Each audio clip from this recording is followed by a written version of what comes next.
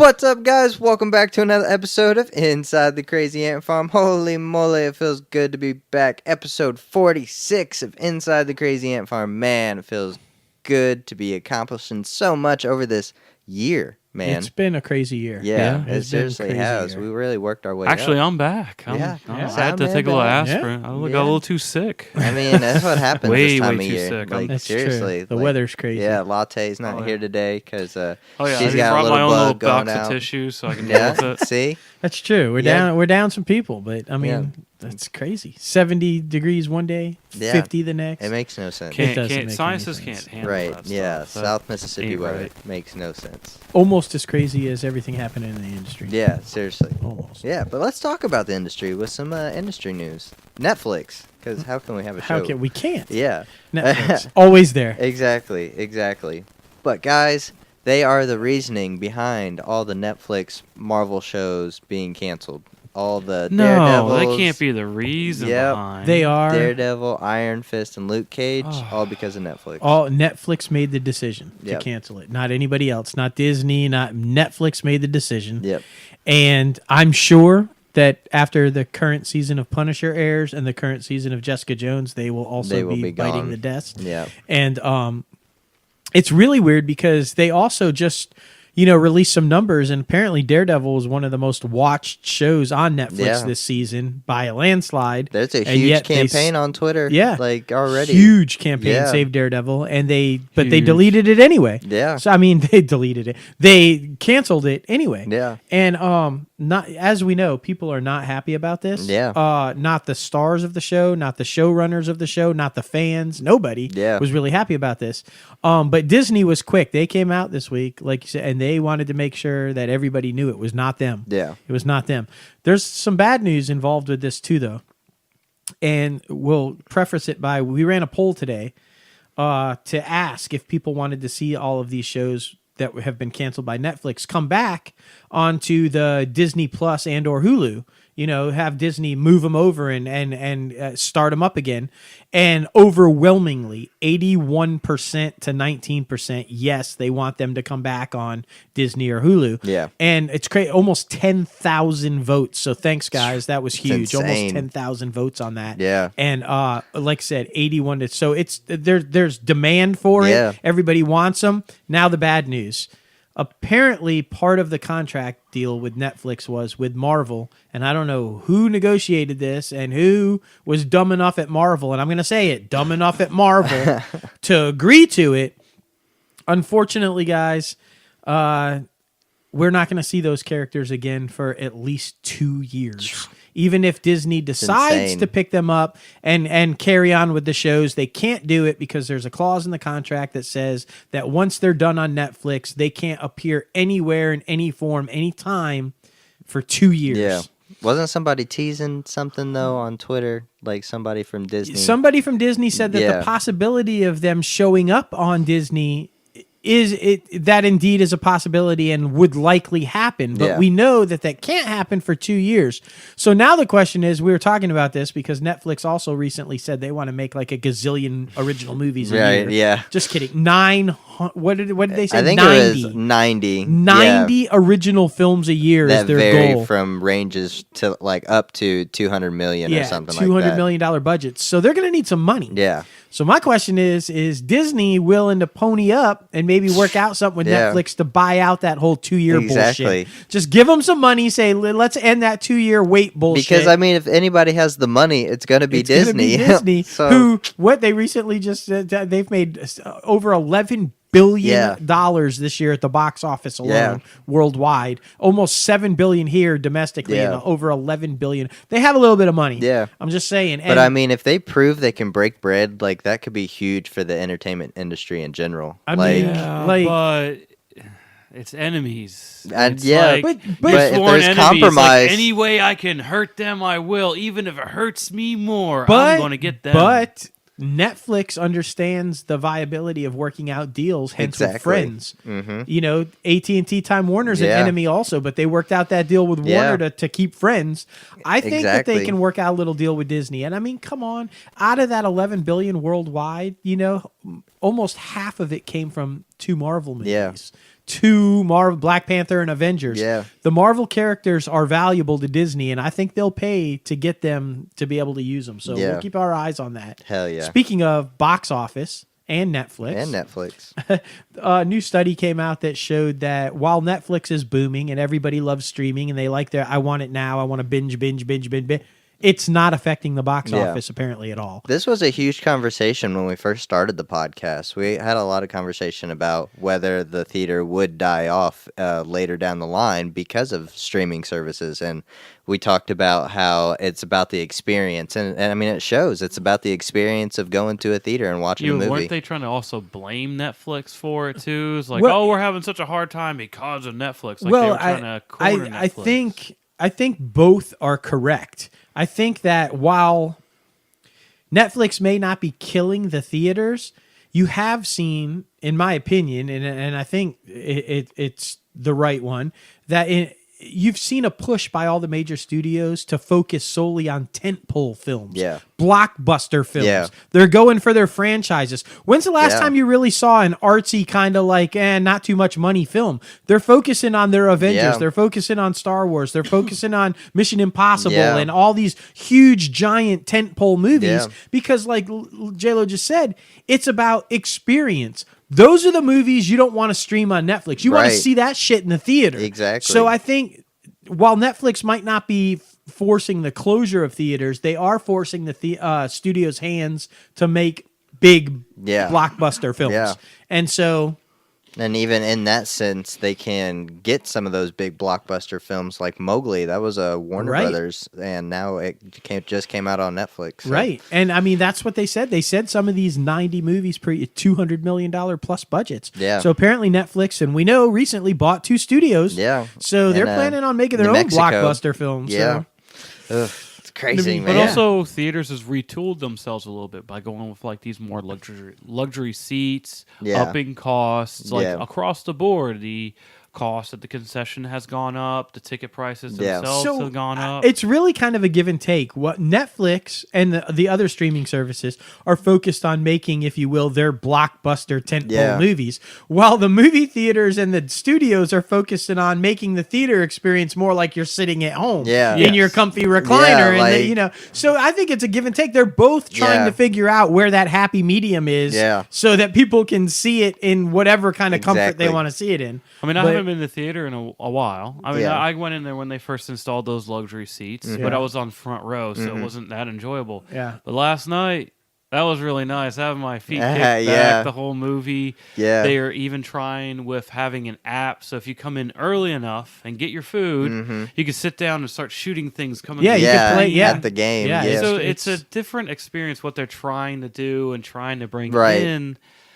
It's trying to retool it. Yeah. So I don't know if that's necessarily like, it's Netflix was going to kill it, and like you were saying, it's a retooling. Yeah, it's retooling on both sides. But I'm okay with that because, like I said, I don't want to watch Aquaman on Netflix. I want to watch it in a theater. I want to feel like I'm in the action and part of it. And I don't care how great your home system is. It's not like that. Exactly. So unless you have like a 15-seater home theater with a surround sound and your laser projection. I mean, it's not the same. Exactly. So I mean, it is what it is. I'm happy to see that the experience is evolving, though. Exactly. Because I like that. Agreed. I like the more comfy. Well, look, if I'm going to pay $18 for a ticket, I want a comfortable seat and some fucking food. Exactly. Well, real food, because now they're starting to introduce real food and beer and wine beer and wine and Well, we have a topic that we haven't approached or haven't come back onto the news side of the podcast.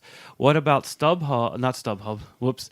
That Movie Pass. Movie Pass. Yeah, I know it's dead, but movies are that was a lot of banking that movie theaters made off of Movie Pass. Yeah. So how much of that number is also increased sales? It's like that's an excellent point, and one that we will, I guess, be talking about next year on the shows next year, because they did prove that Movie Pass did increase attendance this year. So without Movie Pass anymore, because it'll be interesting to see if the attendance numbers go down. Yeah, seriously. That'll be. Yeah, interesting. I mean, to see. Kind of like an economic shot in the arm for theaters a little bit. I think it was. It just unfortunately, MoviePass couldn't figure out how to make it an economic shot for them. Exactly. But it did increase. They did prove, and nobody disputed it. Did increase attendance at the theaters. So what impact that will have moving forward without those, we'll see. And now theaters have the idea of having their own service, which many of them have started. Yeah, so. Exactly. It's a great point, Chris. We'll see.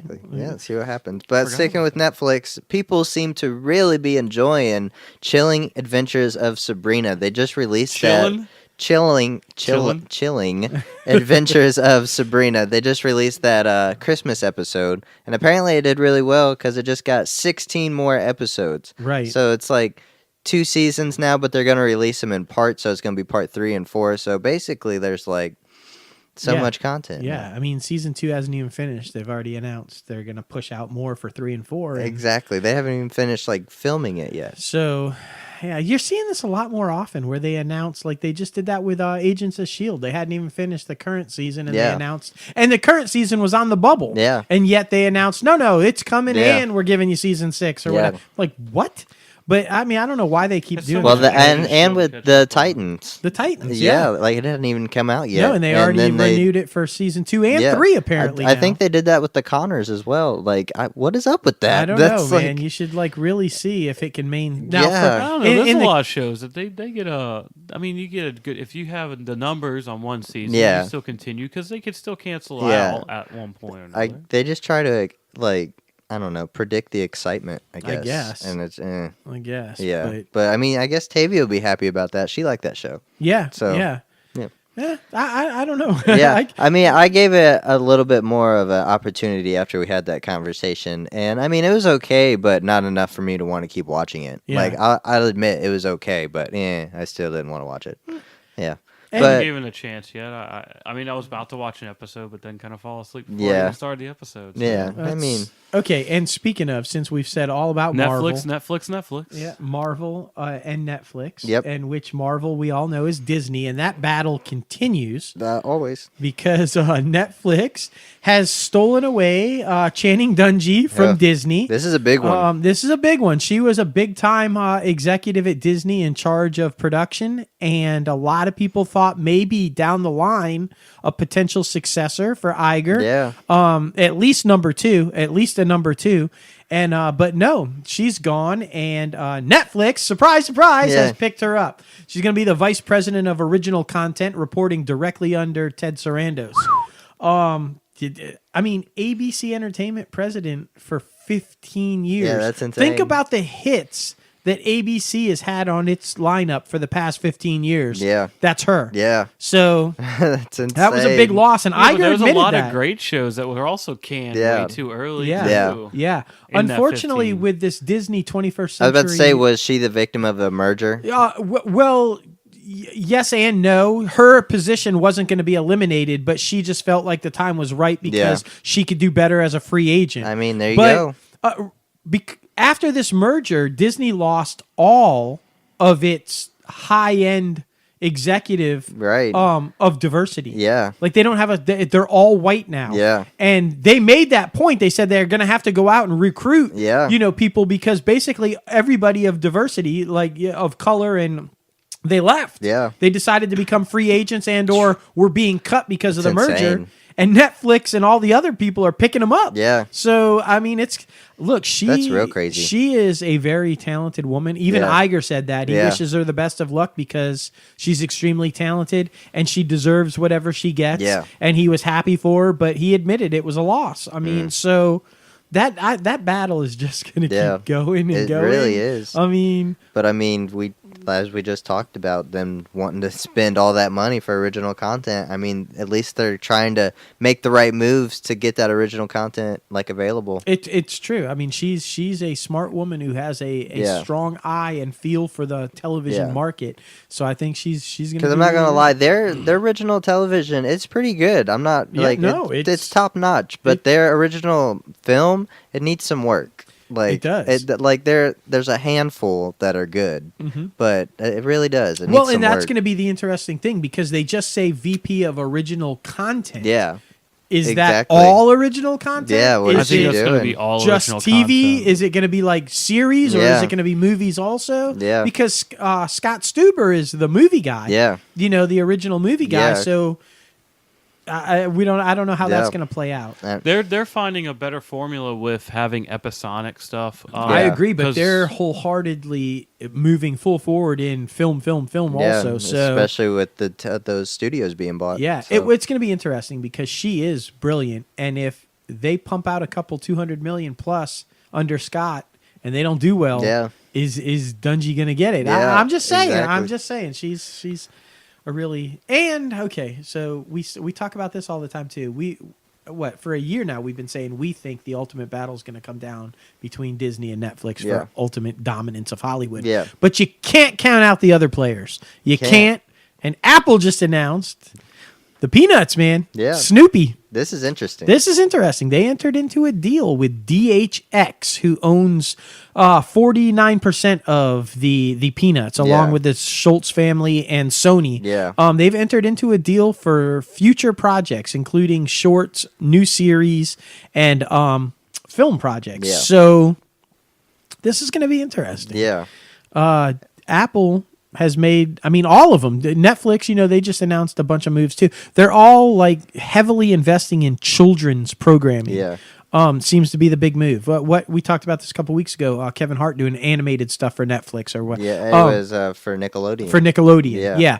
And so they're all everybody's kind of making this push into the kids stuff. When it says the educational shorts, it just reminds me of like I'm Just a Bill. Yes. Are they going to be making like that type of stuff? Well, like, yeah. Well, they've made a few educational They had. The one that they keep pushing out, I guess the first one, it's already in development, is Astronaut Snoopy. Yeah. Which is going to be Anyway, the educational shorts are going to be STEM related, so science and technology, and they're going to be exclusive to Apple, which I guess is going to distribute to classrooms. That's cool. That's part of the deal. So that's really cool. And we were talking earlier. This seems like more of the newer stuff. Doesn't seem as older stuff.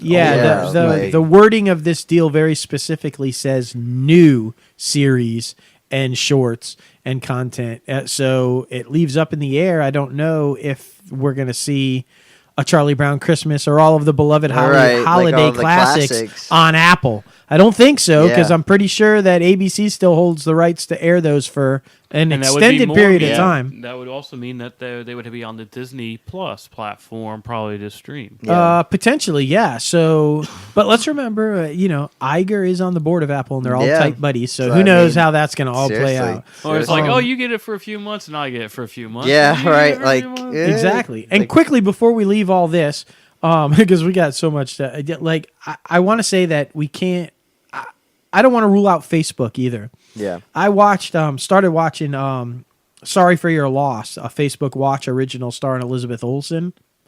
Solid. Yeah. It's a phenomenal cast. The writing is really good, and the production value is really high. Yeah. In fact, Spider-Man Into the Spider-Verse, Miles Morales there, or you might know him from The Get Down. He's in it. The star of that is in it. Shamik Moore or something like that. He stars in it along with Elizabeth Olsen and a lot of people. Huge. The mom from Jessica Jones recently, and who was the one from Star Wars, the recent Star Wars film, the Oriental girl. I can't think of her name. I wish I knew their names. But anyway, it's a phenomenal A-list cast, and the show's actually really good. And Facebook got money. Yeah. So, they're all kind of, I don't know, just the future, all of these people pushing into it. Yeah, I like that Jada Pinkett Smith series, the Red Round Table or whatever. It's pretty cool. Yeah, Facebook. You can't rule them out. They're playing. So And before we leave off of Apple, they also signed a overall TV deal with one of the Fast and Furious directors, Justin Lin. So that'd be pretty interesting to see if it's going to be like a Hawaii Five-0, like Burn Notice, something like action TV related. So that is going to be on top of Facebook news, though. They're getting sued again. We made that joke earlier about how they're pumping out all these new original programmings and shows, but they keep getting sued. They're not going to have money. Yeah, seriously. Stop giving out information. Apparently they gave. Well, this one was more about the Analytica. So all the testimony of Mark going up there and testifying. Yeah. And when they stopped Mark and went, No, we're gonna send someone else to testify. Okay, but on a quick note with that, and then we can move on. I just want to say personal responsibility, people. Seriously. Personal responsibility. Okay, while Facebook might have all of these apps, they offer apps on Facebook. You have to click on the app and give permission for them to give your stuff. How many times see what your aura color is, or see what superhero you'd be? It says allow access to your photos and friends and you click yes to find out what your fucking color is. That's on you. If your information ends up over God knows where, that's on you, not on Facebook. Facebook might have put the app on there, but you said yes. Exactly. It's about personal responsibility. Yeah. I think all these little cheesy lawsuits are ridiculous. You clicked yes. Exactly. That's on you. Well, that's for anything. If you put yourself out on the internet, like that's all it is. Me and Dustin, we didn't get hit with the Analytica. Did you get? I don't believe so. I don't think anybody in the podcast got hit with that. Yeah. None of our information got spilt out there. Right. Because I don't click on those apps. No. I go through Facebook and make my posts and do this and that. Exactly. But I'm not clicking on see my horoscope. Yeah. Exactly. When I see friends doing that, it's like, oh, well, I'm going to silence you for 6 months. J-Lo brings up a really good point, though. In this day and age, and I think anybody has learned this by now, I would hope, once something's on the internet, it's on the internet. Exactly. If you don't want it on the internet, don't ever put yourself on it or in it or near it, because it will be on, and somebody else is going to get it, and then somebody else is going to get it, and somebody else is going to get it, and there's no way to ever fully successfully remove it. It's like, hey, if you volunteered, that is what it is. If you volunteer to put your picture up, if you volunteer to play a game, if you volunteer to say your age, if you volunteer, whatever the case may be, if you did it, and it's out there, you can't change your mind. Exactly. It's just how that is. I mean, but it's hard to tell more younger people. No, it is. I mean, it's hard to tell them to explain that, saying, "Look, you put yourself out there. It's going to be out there. Someone else can get a screen capture of it, or some website can have a way back machine. Yeah. There's ways of retrieving stuff out there. It is what it is. It is. It really is. All right. Speaking of some fun stuff. As we're back on it. Sorry. So. Oh, you know what? We should bring the one that's down here up under this. Let's do it. You know, we've got good news and bad news for CBS. Yes. Well, I mean, the good news could be bad news too. We don't know. But I think, though, okay, let's just say it. Mom, if you're a fan of Mom, the sitcom Mom on CBS, Allison Janney and Anna Faris, the two stars, they want new deals. Yeah. It ended last year's season as the third highest rated show on CBS. It's well worth it. Well worth it. Okay. And everybody knows this is Big Bang Theory's last season. Mm-hmm. Okay. So likely Mom will step up to number 2, probably number 1 as the highest rated show on CBS. Exactly. Especially as a comedy, because I feel like, I mean, I haven't watched it, but isn't Young Sheldon not really a comedy? Yeah, it's kind of, a mix, like a dramedy type, you know? Yeah, especially in the comedy slot. Yeah, Mom is kicking ass, and it has kicked ass ever since it's been on. Yeah. And they want raises. Yeah. And I was shocked, I'll be honest, I was shocked when I read this, that they're making less than $200,000 an episode. Like what? Allison Janney? Which has won an Oscar. And how many Emmy nominations is that for West Wing? Exactly. Like, her street cred, if you will, for West Wing alone should have netted more than $200,000 an episode for Mom. And then you win the Oscar. It's like, hello. So I'm saying CBS, give them the money. Seriously. Be smart. Give them the money. They both deserve it. You do not want to lose that caliber of a show. Or that you have a really funny show, and it has a lot of heart and a lot of really good behind it. Exactly. Right. My mom loves Mom. Yeah, it scores really well in the female demographic. Yeah. It really does. Yeah. And here's the good news, if you will. They can afford to pay them more. Exactly. Because they announced that they're not going to give $120 million severance pay to Les Moonves. Because, surprise, the investigation concluded that he did indeed do all the douchebaggery. And they do have reason to fire with cause. Les, who apparently just can't get it through his head to walk away, immediately filed a lawsuit countering, saying that it was biased and not with cause, and he still deserves 120. Here's my opinion. Les, move on. It is what it is, You should be sitting next to Harvey Weinstein facing criminal charges. Exactly. But you're not, so move on. You're already worth tens of millions of dollars.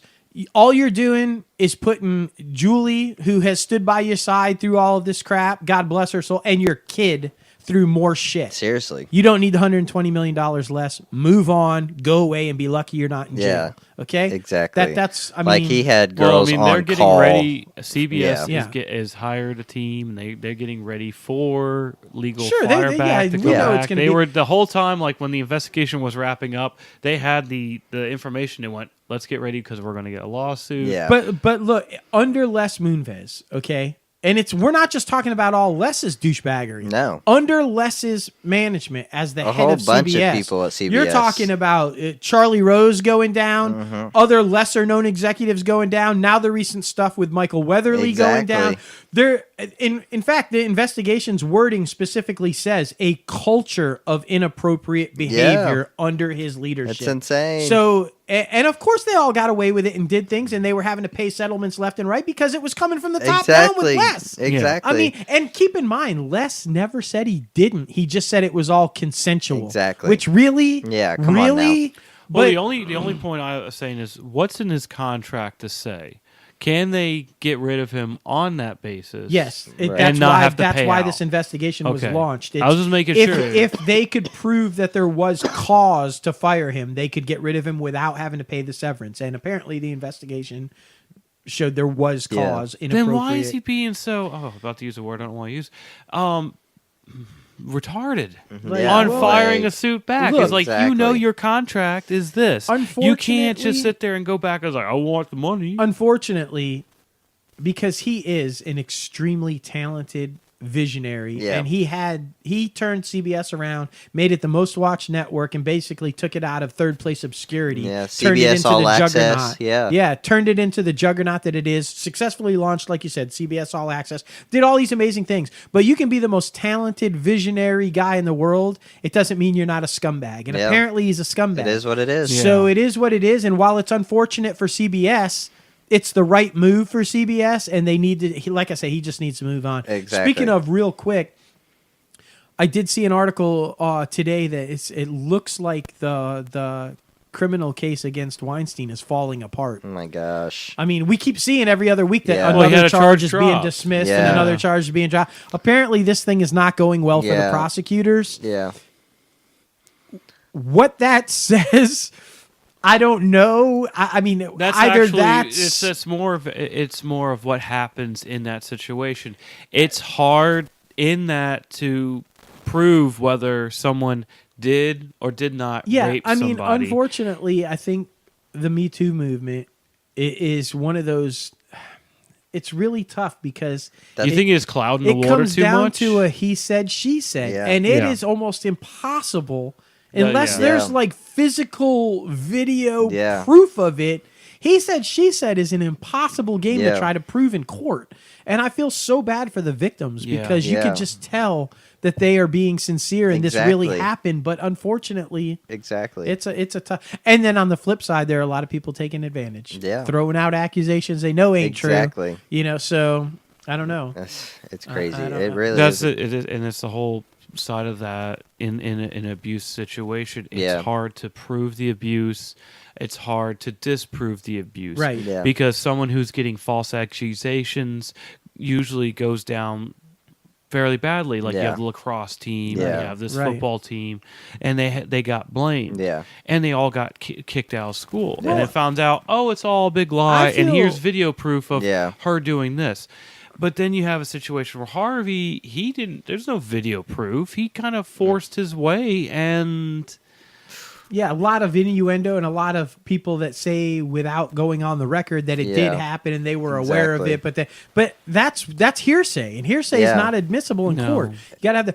Unfortunately, though, for the real victims, I think that the false victims, the people that put stuff out there wrongly, cloud the water way too much. Yeah, for the actual victims, like this, like Julie Andrews' granddaughter there, like throwing out her claim against Dak Shepard, our fellow podcaster Dak there. Trying to claim that he was cheating on Kristen Bell and everything.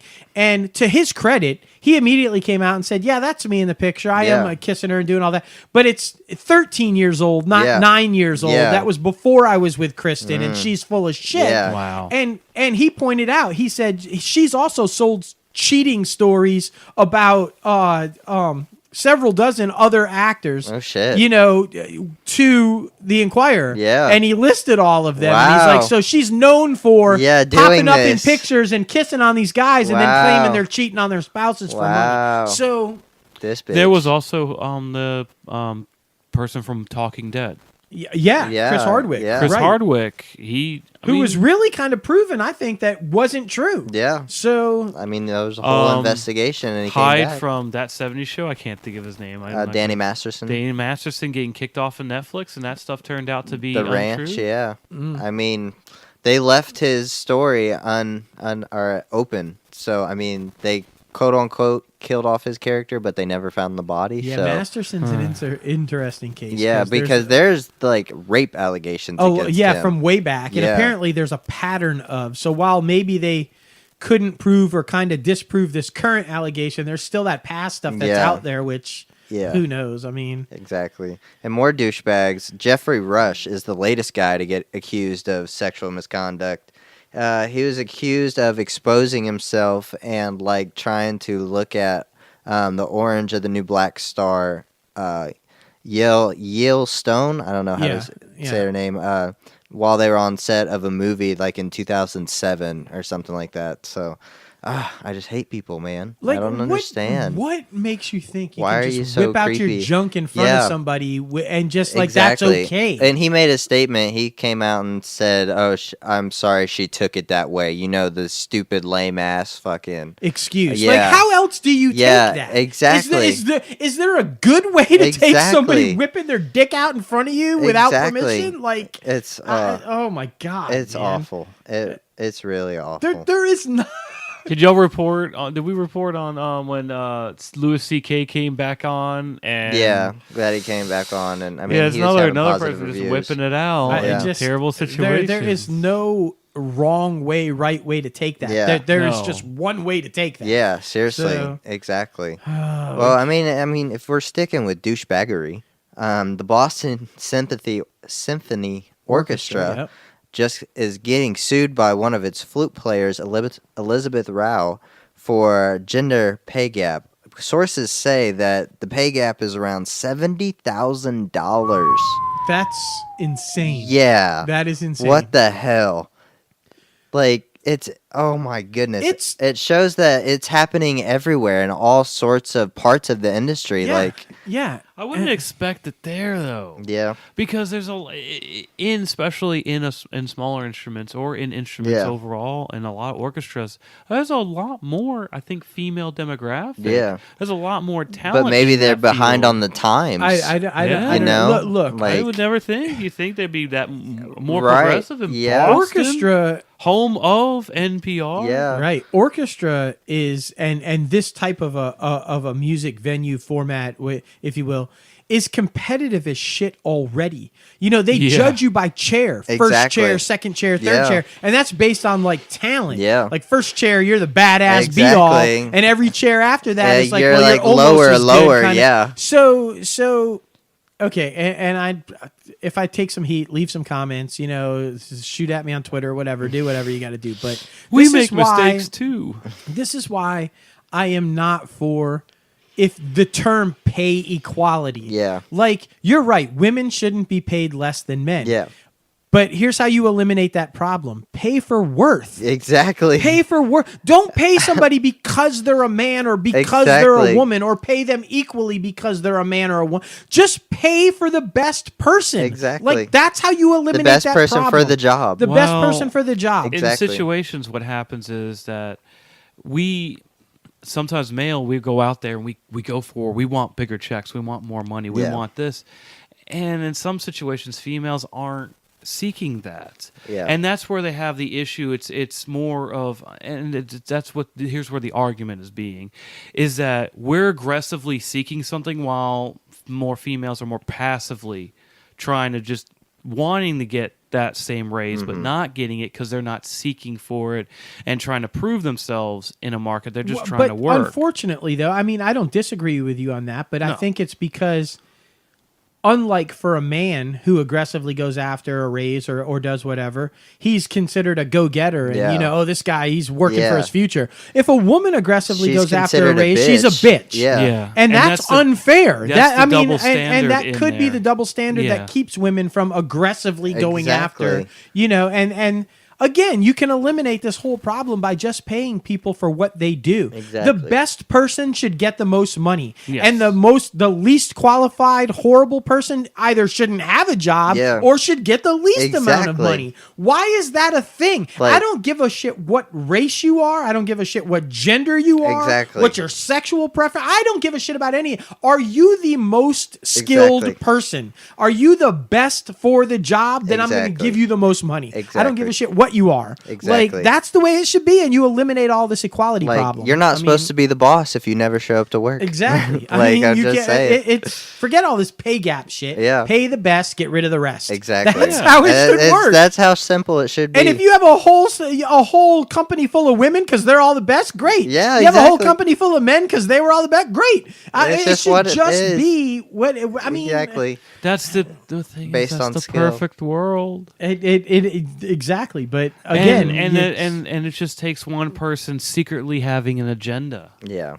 And that's the problem. Unfortunately, that's what happens a lot of times. A lot of companies get hurt by like one boss having a slight agenda somewhere. Let's go beyond just male, female, or whatever. Look how many people make advancements at work because they kiss ass. Yeah. Exactly. A brown They're noser. willing to suck up or kiss ass to do whatever it takes to get ahead, while somebody more qualified or more skilled is denied because they don't like them. Exactly. Because they won't kiss their ass. Exactly. So I mean, that goes on in industry every single day, and where's the righteousness in that? Exactly. But it happens every day. So it's so stupid. If you get brown denied, nosers and people who take credit for it, right? Oh my gosh, you worked that's hard awful. on this project. We've all been there. Yeah, and I'm it's sorry, like you worked so hard on this project, and you finally get up there, and you're like, "Oh no, Jeff did it." Yeah. Like, who's Jeff? But if you're denied advancement in employment or towards your career goals because you have a different opinion than somebody else and they don't like it, it's ridiculous. That's ridiculous. That's 100%. I mean, that's the whole beauty of this country, right? Exactly. Is to have opposing opinions and to have debate and dialogue. Or I mean, if you know how to spell or know how to spell, or know how to put things in count or like, grammar or like I mean, what does that matter? Well, let's look, use his name. We had a boss over at the station, and he had a different team than you. Right. And he would flaunt that in front of y'all, but y'all didn't hate each other, and he didn't deny you anything. No, exactly. No. I mean, that's just how it is. Just have different teams and different stuff, or different opinients and stuff. Exactly, being treated equally. Yeah. Well, sticking with music a little bit, Courtney Win, you might have seen her. She went viral a couple months back from America's Got Talent. She was singing that Janet Joplin song, and she was just not from this era, said Howie Mandel. Yeah. She got the golden ticket and everything. Well, she just now signed with Sicko Music and Arista Records. Yeah. So and if you haven't seen this video of her singing Janis Joplin, you gotta. Yeah, seriously. I mean, Take Another Little Piece of My Heart, I think is what. Yeah. And she comes out. Was there and a lot like, of Joplin soul in there? God. And she's like 13. Yeah, she's like 13. And she comes out there and she just wails I it. didn't know the age. Yeah. Oh my gosh, it was amazing. Wow. Congratulations, so Courtney. You should totally come on the podcast and talk to us about it. Oh my god. Oh, she would be amazing. Hell and maybe yeah. even sing a little. Oh my gosh. Oh my god, that'd be epic. Hell yeah. And then this one we have to talk about. Because as everybody who listens to this show from the beginning they should know. knows, J-Lo Fantastic. Yep. Huge Friends fan. Hell yeah. Huge. You would think he was invested in it. He's not, but you would think he is. Lisa Kudrow, apparently making her way back to television, has just been given a one script plus an order for a new animated series, Lyle and Caroline, of which she's going to executive produce and voice. It's exciting. Yeah. It's exciting just to see them still doing stuff since they get paid $50 million a year. Right. They literally don't have to do anything. Exactly. Yeah, there they are. It'll be interesting to see if another one of them pops up because I was looking at Lisa Kudrow's IMDb credits and everything, and a lot of the Friends co-stars have popped up in her older stuff. So it'll be, and yet they all still don't want to do. Yeah, exactly. They don't want to redo it. I'm with them on that. Yeah, because it was perfect. It was the perfect show, the perfect ending. Don't come back. Exactly. Don't mess it up. Don't fucking do it. Like, don't do it. That's right. Oh my god. And speaking of, because they you could brought always it up, just have a little look back and get together because and have a little yeah, but episode. Well, I'm okay with that, like a reunion episode where they reminisce about it, but not a reboot of the show. Where I don't want that. No. If it's one of those, we all get together and talk about the whatever anniversary. Yeah, we talk about that's fine. Exactly. That's great, but no. But you brought up they're making $50 million a year off of just the residuals from Friends. They don't have to do anything. So Forbes announced its annual richest celebrities list. Yeah. And people who we need to hit up for a movie dollar. Yeah, it's interesting to say the very least. So let's see if we can do the list here. Number 8 or number 9, I'm sorry, or number 10. I can't even get this right. Where are we going? Speaking of, number 10, James Patterson, $800 million. Author James Patterson, you know him, all kinds of books. Most recently, Zoo, right, for CBS. So. They base all kinds of series and movies on his books. Famous author, $800 million. It's insane. I thought this one was pretty interesting. Number 9, and we should say that him and Tiger are tied. That's why it's 10 and 9. But they were both tied, so I'll just put Tiger at 9. Yeah. $800 million also, which is amazing because this guy hasn't played golf in like how long? I mean, he's been going through all his tabloid troubles and all the physical, medical. That is insane. He's still working. Like back problems. Yeah, and remember, other than Nike, I mean, he lost a shit ton of his, sponsors and endorsements after the whole scandal stuff. But he's still worth almost $1 billion. Good crazy. for you, Tiger. All right.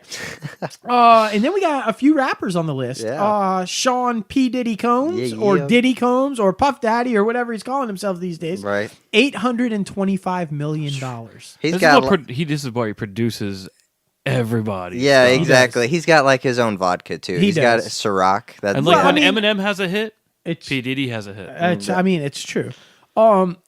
This one I found just crazy, but here it is. David Copperfield, magician David Copperfield, who also recently found himself in trouble. Magic is still $875 million. Damn. Like, that just blows my mind, David Copperfield. Jay-Z, $900 million. Yeah. That's interesting because, in the state of California, Beyonce, half that's hers. If she wants it, I'm just saying. And then we don't know what their combined wealth is. Beyonce isn't even on the list, but she's got to be up there as well. Exactly. So combined wealth, I'm guessing they're way up further on the list. Yeah. But this is not combined, so we're just going to leave Jay-Z at number 5, $900 million. This one, just, holy shit. Kylie Jenner. Yes, that Kylie Jenner of Kardashian fame. Kylie Jenner. And to her credit, none of her family's money, none of it. This is all her. Self-made from her cosmetic line. $900 million. Damn. She is worth. She is on pace. Keep in mind, guys and gals, she is 21 years old. She is about to become, if she stays on pace with current sales, the youngest billionaire ever. Damn. She could potentially become a billionaire before she turns 22 years old. Damn. And it's self-made. That's insane. I mean, congratulations, Kylie, because, Exactly. And she didn't even have to sleep with somebody in a video. Right. I'm just sorry. Oh, damn. Kylie. Number 4. Michael Jordan. Michael Jordan. Yes, that Michael Jordan. He didn't gamble it all away. $1.7 billion. Yeah. Well, he did do some of the smart things, like he got rid of the mansion. Yeah. He started to trim fat in the Las Vegas a few years ago. The majority of the $1.7 billion is his 90% ownership stake in the Carolina Panthers. I mean, Charlotte Hornets. Carolina Panthers. But he's a big fan of the Carolina Panthers too. Yeah. It's Charlotte Hornets. As you guys know, he owns the basketball team. And then the rest of it all comes from his stake in Air Jordans and the Jumpman brand for Nike. Oh, man. So he's making a boatload. So $1.7 billion, Michael Jordan. doing pretty good for a guy who was cut from the JV team. Remember, he Right, didn't even. exactly. I mean, this guy. Number 3, we all love, we all adore, Oprah. Oprah. $2.8 billion. $2.8 billion. Oh my gosh, we would love to have that 2.8 billion on the show. Yeah, Oprah. Yeah. Oprah. Yeah. Come on the show, Oprah. Exactly. Tell us how you made that $2.8 billion. Do it. We know. I mean, but tell us anyway. That's, I mean, her media empire, for anybody who doesn't know, Harpo Productions. So, I mean, it's the book club, all of her own, her own cable channel, And, just Harpo Productions in general and everything that's included in that umbrella is how she basically makes all of her money. $2.8 billion. Number 2. Steven Spielberg. $3.7 billion. Now, see, this is impressive because the top 2 are directors. Yeah. But one didn't get it from directing. Mm-hmm. The one did get it from directing. Yeah. So Steven Spielberg, his is basically all from directing, and then maybe his stake in DreamWorks, SKG, which he's the S in SKG, Katzenberg and Geffen the others, the K and the G. But so majority of his though just from directing. $3.7 billion. You've had to have had a few hits when you make $3.7 billion. Yeah. Number 1 on the list. George Lucas. $5.4 billion. Damn. Hey, Fox. It's a bad idea to give away your toy rights. Ever. Well, I mean, this is a guy who was basically told this is a ridiculous idea. If you want to do it, you're going to have to fund it yourself. Yeah. And how many people are so short-sighted out there that and the so rest is often. history. Exactly. Funded it himself in exchange that he keeps all the profits from distribution, and well, now he sits at $5.4 billion, and he sold Lucasfilm. The majority of that $5.4 billion is his sale of Lucasfilm to Disney for $4.1 billion. That is insane. So there you go. The top 10 richest celebrities in America. Yeah. Or in the world, I guess. The world. Whew. Yeah. That's a lot of money. Combined wealth, I think, $18 billion. So just in entertaining people. I just need a piece. Just in some entertaining and some makeup, mostly. Just a crumb. Yeah, just you know what doesn't look entertaining though? This new Aladdin movie. This picture. Speaking back to Disney. This picture that Will Smith just released. He's not blue. What the hell? He's not. Like he released a tweet after the picture went up because I guess Twitter blew up. That was freaking out. Yeah. And he said, "Don't worry, he will be turning blue." But I don't want him to be a man who turns blue. I want him to be a genie who's a genie all the time. Right. Like he needs to come out of the bottle. And there needs to be CGI. Like I don't understand. I don't either. I'm not okay with this. I mean, me either. Look, were we really okay with this happening anyway? No. I don't think because like Robin Williams already put it out of the bank. We had a great voice cast. We had a great movie, a decent storyline, and a great third movie. Look, this is the danger of when you try something and it's successful. You get this level of, I guess, comfort that you can just keep doing it. Yeah. Because Favreau came out with the Jungle Book and it was so massively successful. They were like, well, shit, we can do this with all of them. The the Beauty and the Beast. And we know we got Dumbo coming. Yeah. And I mean, but just Lion King, but Lion King still makes me mad. It's like, oh, this is live action Lion King. Okay. But I'm okay with this because Lion King is Favreau again. Right. And it just looks freaking. It does. I mean, they showed that pretty. side by side, clip for clip of the trailers. Like, it was freaking epic. Yeah. But I think everybody agreed from the get-go that if you're going to do these live action remakes of these animated classics, you shouldn't probably touch Aladdin. Yeah. Because Robin Williams, like Chris said, was just so iconic, so epic. Well, you know how many people would have been pissed if James Earl Jones wouldn't have came back for Mufasa? Right. So, I mean, you know? I mean, it's just one of those things. Yeah. But it's them cashing in on nostalgia. Yeah. The same thing that Deadpool's doing to bring back his movie for PG-13 is the which didn't go well, by the way. Nostalgia value. Yeah, it did not go well. Yeah.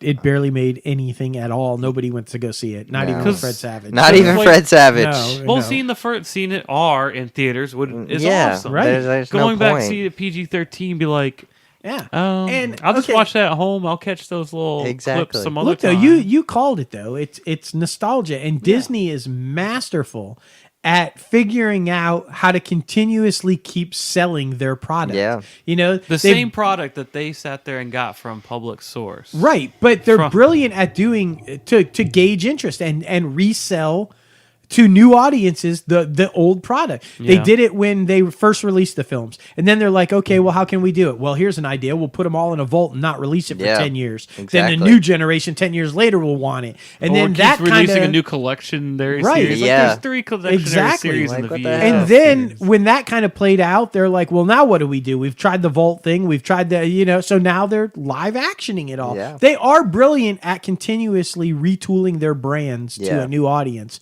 It's smart. You can't fault them. No, but sometimes there is just, you don't touch it. Yeah. You don't. And I mean, out of pure respect for Robin Williams, I wouldn't have touched this one. Yeah, I would have been like, maybe waited way down the pike. I just don't know if Aladdin works without Robin Williams. Yeah. They tried it. They tried a couple of direct to video movies those with somebody else good. as Number the genie, three and they failed. I didn't see the third one. And I think the TV show might have him in it. I'm not too sure. No, the TV show, it didn't have him in it, and it didn't do well. And then you're right. The third one, he came back because they released that direct-to-video, the sequel, and it bombed because it wasn't Robin Williams, and nobody wanted it. So they brought him back for the third one. I just don't think Aladdin... I mean, and again, leave your comments, tell us what you think. But my opinion, and I think the general consensus of the podcast here, it just doesn't work without Robin Williams. Agreed. It shouldn't. Nothing against Will Smith. No. I think Will Smith is I love extremely Will talented. Smith. I'm so pumped up and ready When to he see says Bad leave your Boys comments. 3. Yeah, and I'm seriously. all but Will, man, you should have said no. You should have passed on yeah. this one, buddy. You should have passed on it. on leaving your comments, that's going to our Reddit channel. And Reddit or Facebook. Anyway. But not Tumblr. We're not on Tumblr. No. Did y'all hear about that? No. All the adult content, which was, I think 90% of Tumblr. Yeah, there's a lot removed. of like pornographic adult images. Content. Let's just say adult content that just got dumped because Verizon owns Tumblr now and wants to make it more general audience. So they took all the disenfranchised people and then they were putting tons of porn on there. That makes younger me sad. Yeah, it's true. Yeah. But it is what it is. Well, it is got to be clean, man. But these corporations keep coming in and they keep trying to, we'll buy up this website and then we'll clean it up and then we'll sell it and be like, well, then it dies. Again, it just goes back to what we talked about at the top of the show a little bit about if you put it out there, it's out there. It's out there. And it's always going to... You can clean up the website, you can do whatever you want, but at some point, somewhere, sometime, it's out there and somebody's going to see it. Yeah, exactly. Oh, well. Man, what a good industry news segment. It was a good segment. Dominated by Disney and Netflix, but, Well, like every week. Every week. Anyway. Anyway. All right, now it is time for the guest segment. We have the one and only Kirk Bovill on the show. Oh my gosh, Nebraska native. This guy has been in like everything under the sun. He's even involved with music. He owns an indie label with his wife. Yeah. Oh my goodness. How awesome. And yet another guest who started off in journalism. Yeah. We've had a lot of broadcast media / journalism people that have gone on to amazing entertainment careers. Which, LSU. LSU. He's got that in common with Little Cam. That's right. SEC. Yeah. It's going to be a lot of fun talking to him. And we got to mention, I mean, perfect timing for Kirk to come on and join us because he happens to be in a film that just got 6 Golden Globe nominations and opens Christmas Day. Yeah. Vice. With Dick Cheney's story with Christian Bale. Oh my gosh, I'm excited. Can't wait to talk to him about that. Hell yeah. So, all right, let's do it. Let's do it. Hello, it's Kirk. Hey, Kirk, how are you? Good, man. Welcome inside the Crazy Ant Farm. We thank you for joining us today. Well, thanks for having me. I noticed your phone number. Are you in Mississippi? We are currently under a deluge of rain in Biloxi. Yeah. Wow. you know, my wife's from Macomb, Mississippi. Oh, there you go. Wow. Well, and my daughter is getting ready to start LSU for journalism, so we have a lot in common. Yeah. There you go. All right, go Tigers. Go Tigers. Yeah, she's already a huge fan. You don't have to say anything else now. There you go. There you go. We do want to bring up, though, we were just talking about this because we've had several guests on in the past who, like yourself, had either started out in broadcast media or journalism, which we all did as well, by the way. So I got to ask, how do you go from Nebraska to Louisiana? Because that had to be quite the culture shock. And it was. I mean, for me, the thing was, at the time, I started working with the athletic program, with the women's track program at the University of Nebraska as an undergrad.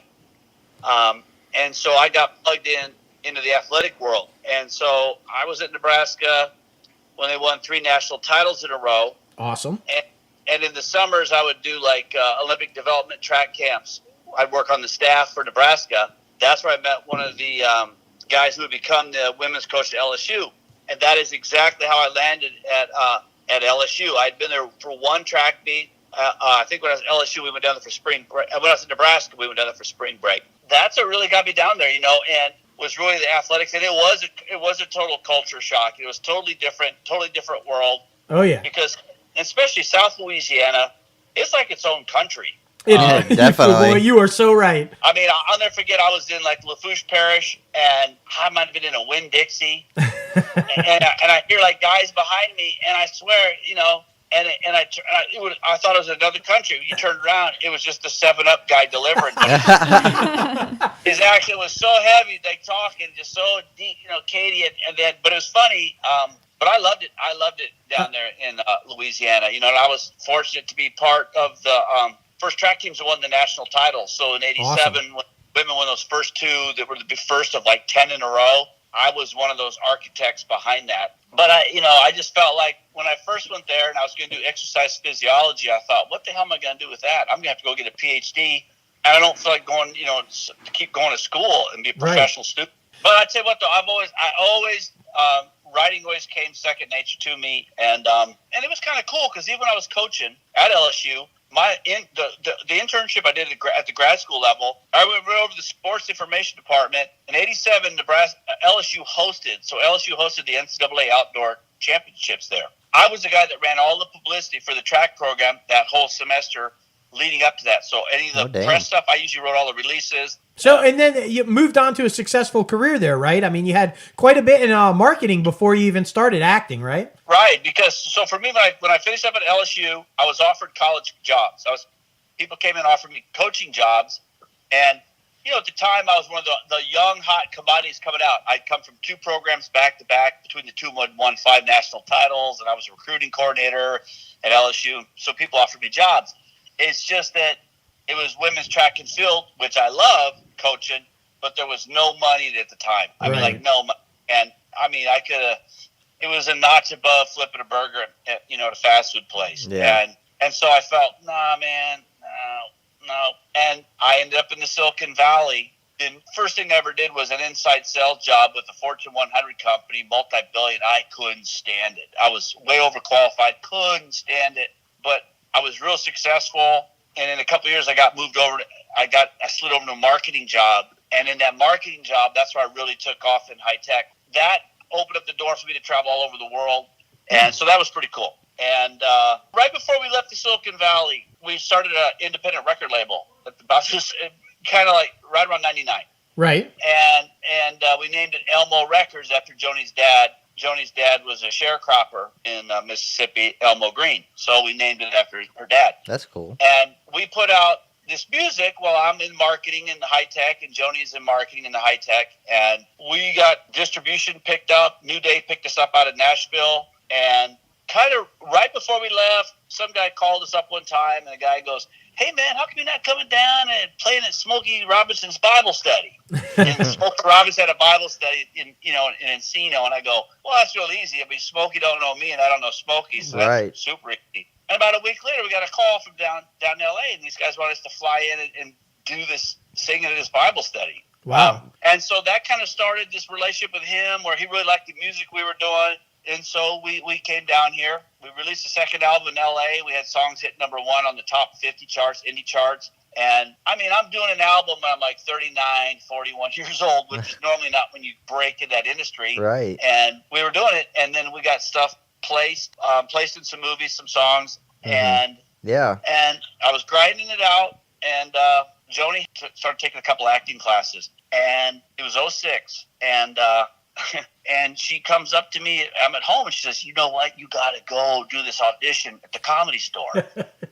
they want this sketch improv group to open up this hit show called Trippin' on Tuesdays. Mm-hmm. And Trippin' on Tuesdays at the time was one of the top comic shows in L.A. at the Comedy Store on Sunset. Right. But it was like Def Comedy Jam. It was all the top black comics. Yeah. The top black comics. And I go, you want me to go, the white guy, to the all black comic show? And my wife's African American. And she goes, yeah, you'll kill it. And I said, yeah, but like you want me to go, Elmer Fudd, roll in and do this. And I got cast in it. And wow. One day I'm up there with people that are 20 years younger than me, and I would be killing it. I'd be making fun of Spike Lee in the crowd. Whoever's in the crowd, I'd heat him up. And one day I was doing fake spoken word. Guy comes up to me afterwards. He goes, you know, you're a funny white guy. It was Robin Williams. He was watching the back. And I felt my heart. I felt like, man, I got to give this a shot. I really got to give this a shot. And I remember I called my dad, and both my folks were longtime teachers, high school teachers and educators. And so how did they take the news that you were going to jump out of this great marketing job and become a comic? Oh, yeah. It's like, so when I called him, well, see, the thing is with him, he had to become a professor at University of Nebraska Kearney. Oh. But when I was a kid, my dad would do a one-man show as Mark Twain, and my dad was world-class. He was world-class. He was good enough. Hollywood found my dad in Nebraska, in a little town, in the 70s, and they would fly him out to California to do national commercials for Wells Fargo as Mark Twain. Wow, that's amazing. But at the time, he would have had 4 kids, and there's no way you're going to pull 4 kids up and move to L.A. Right. But when I called him and said I was thinking about doing this, he said, I just got 2 questions for you. 1, are you good enough to do it at that level? And 2, can you make a living doing it? And I said, well, there's only one way to find out. And so I took off, and I took a couple formal master class with Wendy Davis. Wendy Davis then would go on to star in Army Wives, as one of the leads in Army Wives. And then I took John Swanbeck. He had a master class on camera technique, and he's a guy that directed The Big Kahuna with Danny DeVito. Right, yeah. And then I did Leslie Kahn's Comedy Intensive. So I squeezed that in. 2 months later, I booked White Lightning. So the first thing I ever do, I'm booking a movie called White Lightning, playing a hillbilly killer, which is about 90% of what I do is redneck psychos. And I was being flown to Europe to do the first thing I'm doing. I'm being flown to Europe to do a movie that premiered at Sundance in 2009. There you go. That's so amazing. People out here that have been killing themselves. They might have their BFA, their MFA, and here I was. I just marketed myself as a new older guy. Yeah. And they're going, who in the hell is this guy? It's like, well, I'm just giving it a shot. Here I am. And that started the whole thing. I love that story. That's got to be one of the most interesting stories I've ever heard about a guy that makes his way into Hollywood and starts a career. That's incredible. Because I couldn't imagine feeling like I had to look back and go, damn. Right. Why didn't I?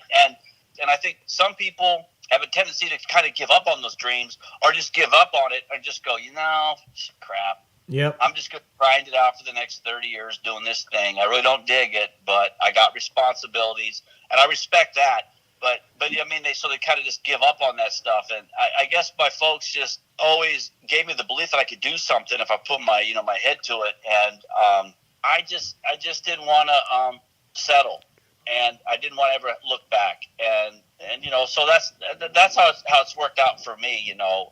Yeah. Well, we want to talk a little bit about start on television. Your first ever role was on the Hallmark show Murder 101, right? Yeah.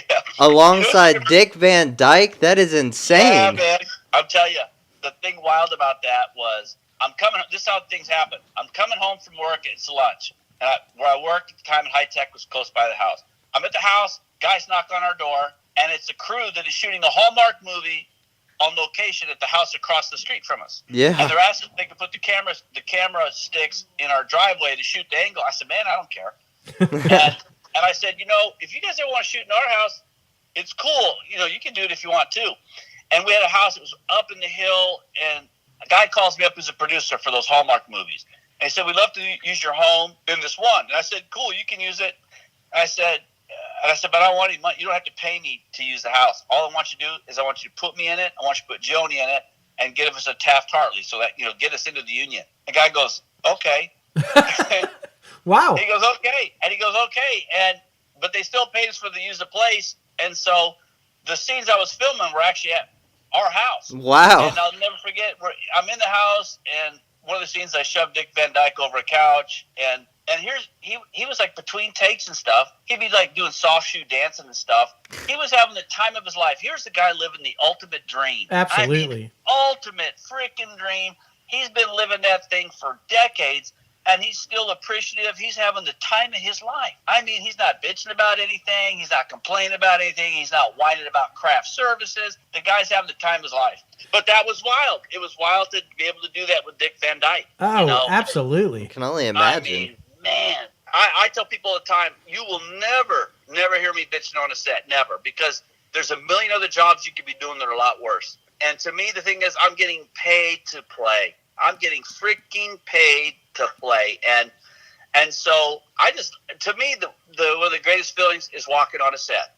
There's nothing like it. If you told me I could have a job at Paramount every day for the rest of my life, and all I was going to do was like pick up trash, but I could make a living doing it, I would do it. Because for me to walk on those lots like Paramount or Sony or Warner Brothers, any of those lots, there's something about it, the history behind them, just that whole creative thing. And to be on a set, that to me is like, it's like a kid at Christmas when you're little and you run down to see what Santa brought. That is what it's like for me walking on a set. Oh my gosh, Wow. that's a great way to describe just it. to hear the passion in your voice is amazing. And I'll tell you what, you've been, I mean, your career, just looking at the stats when we were doing our research for the interview, now, you've been able to balance film and television, and man, you've been in some amazing stuff. Yeah, man. seriously. Yeah. I mean, you're talking about Contraband with Mark Wahlberg.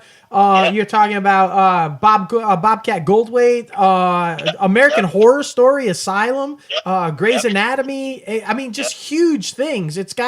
You're doing pretty well, I'd say. Well, you know, I am happy about it too, because, you know, to me, the whole thing has always been, I always want to be moving forward and getting the opportunities. And, so for me, like I always told like agents and stuff, I said, man, if there's something, I don't care if it's big, small, I do not care. I want to keep building.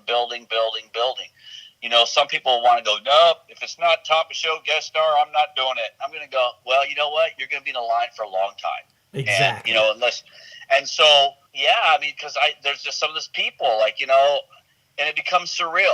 You know, it'd be like doing Get On Up, and I'm shot that in Natchez, Mississippi. Absolutely. And, you know, great movie. Sitting in there, and, you know, there's surreal moments. I mean, there's things like, we've become like really good friends, like with Viola Davis, her husband, Julius Tennant. Mm-hmm. And we've known her for years. And we knew them before she became really famous. She was already really established, but she really wasn't really well known. I mean, you know, she was, and, you know, so we go way back with these guys. And there'll be times like, I'll never forget, a few years ago, it's like we're sitting at their house for Thanksgiving, and the table's like me, then Joni, then Viola Davis, then her Octavia Spencer, her Julius Tennant, somebody from like True Grit, and two young couple that do in the music world. Talk about a Thanksgiving, like you'd be sitting there like at the same thing. 2 years later, I'm sitting at the Super Bowl at their house watching Super Bowl, and it's like everybody. Gosh. It's like Octavia, who's a hardcore football fan. She's a Southeast girl. Oh shit! And so she's really for real into it, not posing. She's into it. And that's and so, awesome. You know, you cross paths with people like that, and it's kind of mind blowing. You know, like what I've always gotten from those guys is Viola is. I mean, she's a brilliant actress, but she's a great person. Both her and her husband, you know, they're just one of those people who are highly successful, but they're grounded. They're not knuckleheads. They're not, you know, they don't. I mean, they've got a big baller house now. I mean, they got like an A-lister house, but they never were blowing it like where they'd have like, you know, $1 million worth of cars parked out in front of the house. You know, where they're blowing it. They wouldn't do that. But I always remember a surreal moment was I was down in New Orleans reading for a movie. Viola was working on 2 back-to-back movies, so they had her up in a house in the Garden District. Mm-hmm. So I'm over at their place, and they said, you know, you can, you know, if you book that movie, you just stay here. There's like a guest house. And I said, yeah, okay. And I'm sitting there, and Julius goes, you want a sandwich or something? I go, yeah, okay, that's cool. And he goes, hey, Viola, why don't you make Kirk a sandwich? And it was so surreal. I'm going, Wayne, hold on, yeah. Shouldn't I be getting up and make Viola a sandwich? I mean, wow. I felt it was so weird. It was so surreal. She's going, you want like mustard on it? I'm going, you know, you can spit on it. I'm like, that'd be good. Like, oh my gosh. It was so out there. I'm going, man, Viola Davis. He just told Viola Davis to make me a sandwich. I asked, I'm going, it's just didn't feel right. Yeah, that's surreal. Yeah, that is surreal. That is a fantastic story. Yeah, that is outstanding. Look, I tell you what, I love, you sound like, your earlier description fits you to a T. You sound like a kid at Christmas. Yeah, you can just tell the enthusiasm and the joy that you have for what you do and the people that you get to meet and associate with and the projects that you're on. Yeah. I love that about you. It is. I'm telling you, because to me, it's like, you got to love what you do and do what you love. And this is, like I said, this is the one deal. If you told me, you keep doing what you're doing, but if you told me I was going to drop dead at Paramount shooting something, I'm good. I am beyond good. I always remember, too, was like, I worked on a couple movies with Rance Howard. Mm-hmm. And Rance Howard is Ron Howard's dad. Dad, right. And I played like his son when he was like a guy that was on the latter stages of like Alzheimer's. And one I played like a family friend, very similar type of a deal, where I was having a conversation with his son about like, maybe it's time to put your dad in the home because it's, he's having issues. And so I became friends like with Rance, and I would talk to him about like his life growing up. And he had these amazing stories. And he got to, one of the last things he got to do was he got to do something on, I think it was Curb Your Enthusiasm. It was an episode with him, his son Ron, and his granddaughter Bryce Howard. Oh, nice. I think they were playing themselves on the episode. And Rance would die within the week. And he had been sick, but he hung on to do that deal. And I'll never forget, because I went to his memorial service. And I was, Ron had shared that his dad his dream was always, like he had said that. He goes, man, if I can work till the day I drop dead, that's what I want to do. And I said, that is amazing, because your dad got to do that. He got to actually work with you guys. He got to work with his son and his granddaughter, who are both highly established. Right. And he got to do that. And that was the amazing, the amazing thing for him was he got to go out like that. And I thought that was freaking amazing, because it was so cool to see him on the set. And it was like two teenagers. They were inseparable. He was another thing. He reminded me kind of like Dick Van Dyke. You saw somebody that was freaking living their dream, and and he would tell the stories like, man, I'd be calling up Ronnie. And I said, Ron, he goes, oh, no, I take it back. Ron was telling the story about his dad. He goes, man, I remember one time I had my dad in something, and I had to call my dad and tell him his part got cut. Oh, shit. He goes, yeah, that was a little, but his dad understands the business. But it's like, goes, yeah, Dad, you were really good, but I had to edit you out. Yeah. Sometimes you got to do what you got to do. Exactly. Exactly. But we want to talk about Vice, of course, opening up Christmas Day. What was that like being on the set with, like, Christian Bale? Like I tell you, man, it's like the freaking kid in the candy store. I'm walking in. It would take him like 3.5 hours of hair and makeup to turn me into Kissinger. And I looked like Kissinger. And I had about 2 months before I actually shot the role, so I had all that time to prepare and really have him down. So I'm walking on the set, and I'm the first guy they're micing up. And it's a stage over at Sony Studios that is the freaking West Wing. It's like, oh, sweet. You're walking in, That's it epic. is the White House. You're walking in, there's the Oval Office, there's the Secretary of State's office, there's the Chief of Staff's office. And I'm walking in there, and they're setting it up. So I'm the first guy mic'd up. Then Bill Clapp comes in. He's the guy that plays Ford. He was recent Emmy winner, and he was the guy that was in The Hostiles with Christian Bale. Bill Clapp's in everything. And then all of a sudden, here comes Steve Carell. Carell comes, he's looking at me, he's going, hey, man, will you do like a one-man show as Kissinger? Right. I said, maybe I should. And then Christian comes in, he's getting all mic'd up, and, he put on 60 pounds to play the role. Right. And he walks up to me, and he just introduces himself to me like I don't know it's him. Right. But I thought that was so cool, you know what I mean? It was like he wasn't trying to be like this guy that just walks by like going, hey, man, I don't want to talk to you. Right. You haven't won an Oscar, just leave my presence. But he's like going, he's sitting there going, hey, I'm Christian, and I'm going, I'm Kirk, and I hope I don't screw up the scene. Right, like, for real. And but it was so wild because, you go out there and you got Adam McKay, who's this famous Oscar-winning director, is well known from his Saturday Night Live days and all the stuff with Will Ferrell. And we're blocking out the scene, and then behind us, like, Bill Pullman had come in. He was playing Nelson Rockefeller, so he came to watch us do our thing. And so we're doing the scene, and it's like this super serious scene. Initially, it's a super serious scene, and Adam McKay's not in the room. He's not on the set when we're shooting it. He's like down 2 sets over, like in a video village. He's just watching on the cameras. Right. But I'll never forget, we're doing that first take, and the coverage is on, the cameras are on Christian. And he and Steve Carell are on one side of the president's desk. I'm way on the other side, forward to at the head of the desk. And this is when there was a power play with Cheney and Rumsfeld to pull some of the power out of Kissinger's hands. Mm-hmm. And so we're doing a serious thing, but that first take, when they said action, I'm looking at Christian Bale, and just for a nanosecond, I'm going, God, he's good. He is so good. but I know I got the next line, so I know I'm going, I can't freeze and just sit there like, I'm sorry, you were so good. Right. I'll be there on the next take. But I mean, the second they said action, that dude was Dick Cheney. Every mannerism, the way he sounded, the way he moved, the way he sat, anything, it was Dick Cheney I was talking to.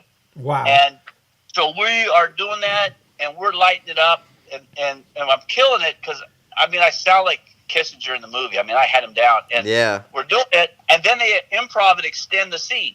So now it becomes a bigger argument where, Steve Carell's getting up going, hey, Henry, it looks like you could use a massage. And I started going off arguing with him, and I'm cussing him out as Kissinger and just, And so we get done with all that. And then all of a sudden, Adam, over the speakers, says, hey, Christian, say this instead. And it would be something that would be like in Hangover.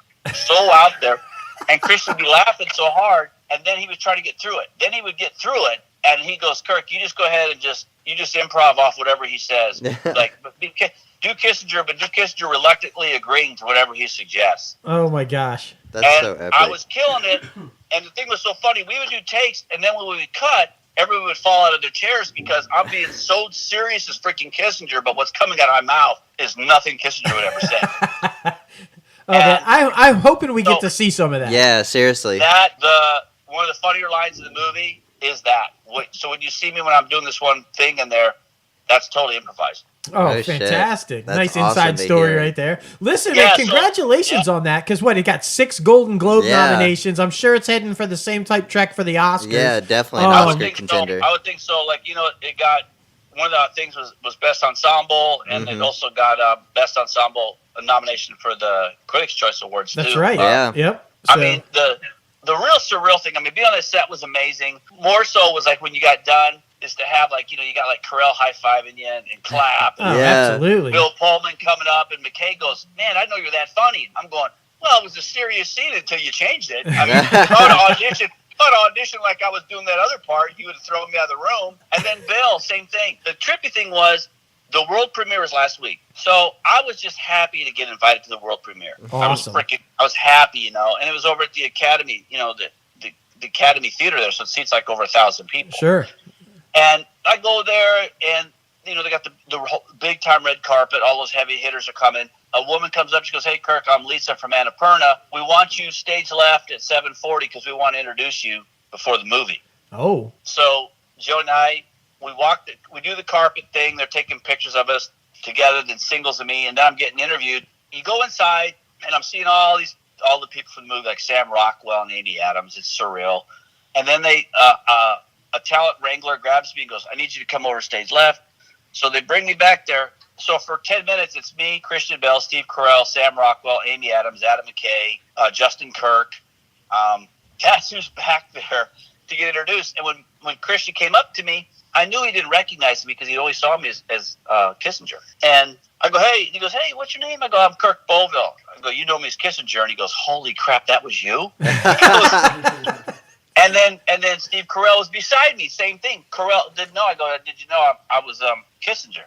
And he goes, oh, man. And so we all were laughing about that. So everybody was introduced themselves as the character they played because there's so much heavy makeup in that movie. Right. Some of those guys, didn't look at all like how they looked out. And so at the after party, Christian came up to me and he started laughing. He goes, what's so funny? He goes, because you had me laughing my ass off on those takes.